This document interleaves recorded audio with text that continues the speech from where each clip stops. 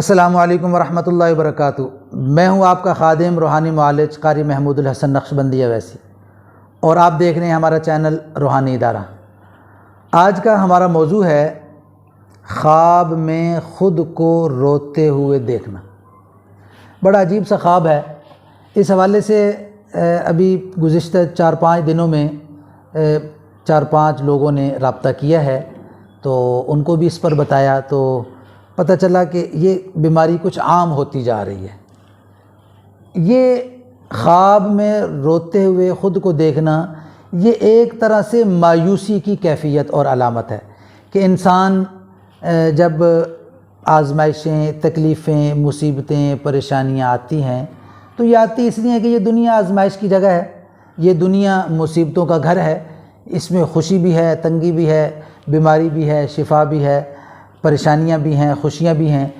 تو جب پریشانیاں آتی ہیں تو اس میں تو یہ تو انسان کو آگے بڑھانے کے لیے آتی ہیں کہ انسان مضبوط ہو، انسان محنت کرے، انسان جفاکشی اختیار کرے اور محنت میں اپنے آپ کو کھپائے۔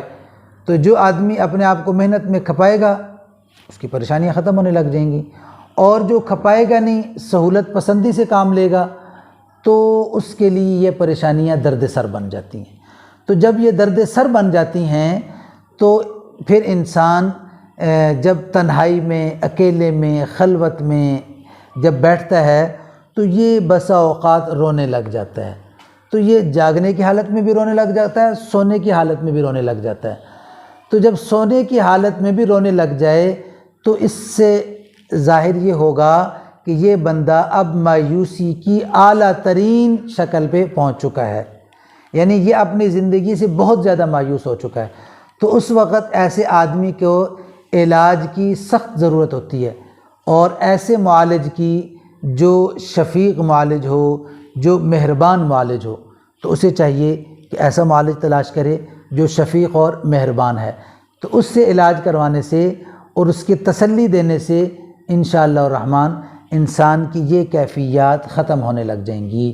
اللہ تبارک و تعالی مجھے آپ کو دنیا اور آخرت کی آزمائشوں سے، تکلیفوں سے محفوظ و مامون رکھے۔